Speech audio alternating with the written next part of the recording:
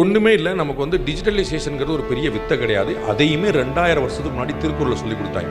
கொஞ்சம் யோசிச்சு பாருங்க. இப்போ சொன்னேன் 59 செகண்டுக்கு மேலே இருந்தால் எந்த வீடியோவும் பார்க்குறதில்ல. அப்போ ஷார்ட்டாக சொல்லணுங்கிறது இன்னைக்கு பழக்கமாக. அது எதுவும் இன்னைக்கு ட்ரெண்ட் இல்லை.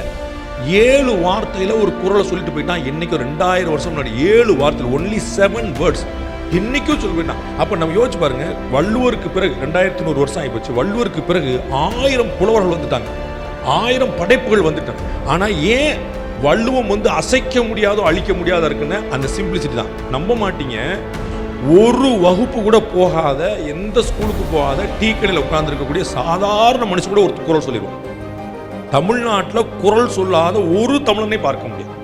அவன் படிச்சிருக்க வேண்டிய அவசியம், ஸ்கூல் போய் மலைக்கு கூட பள்ளிக்கூடம் ஒதுங்காதவன் கூட குறள் சொல்லிடுவான். அது ஒன்று குழப்பம். ஏன்னா அப்படிப்பட்ட எளிமை இந்த 7 வார்த்தை. அப்போ இந்த டிஜிட்டல் மீடியாவில் என்னென்ன ஷார்ட்டாக சொல்ல பழகணும். அது விஷுவல் மீடியா அப்படிங்கிறதுனால எவ்வளோ முடியுமோ அவ்வளோ விஷுவலை இன்கார்பரேட் பண்ண பழகணும். அப்போ வந்து அது வந்து பார்க்கறதுக்கு கேட்சியாக இருக்கணும். வெறும்னா ஒரு முகமோ வெறும்னா ஒரு டெக்ஸ்ட்டோ மட்டும் இல்லாமல் அதில் மட்டும் நான் ஏற்கனவே சொன்னேன், புக்கு படிக்கணும் பொறுமை வேணும்னு சொன்னேன். ஏன்னா வந்து அது எழுதுறது வாசிக்கிறது பட்டணும் 2Dயில் இருக்கும். அதை விஷுவலாக நீங்கள் போடும்போது இன்னும் கேட்சியாக மாறும். அப்போ நமக்கு வந்து ஸ்பெக்டாகுலராக இருக்கிறது எப்படி, அதை எப்படி பண்ணுறது எப்படி, அதை என்கேஜ் பண்ணுறது எப்படி, அதை ஷார்ட்டாக சொல்கிறது. இவ்வளோ தான் டிஜிட்டலைசேஷன், வேற ஒன்றும் இல்லை.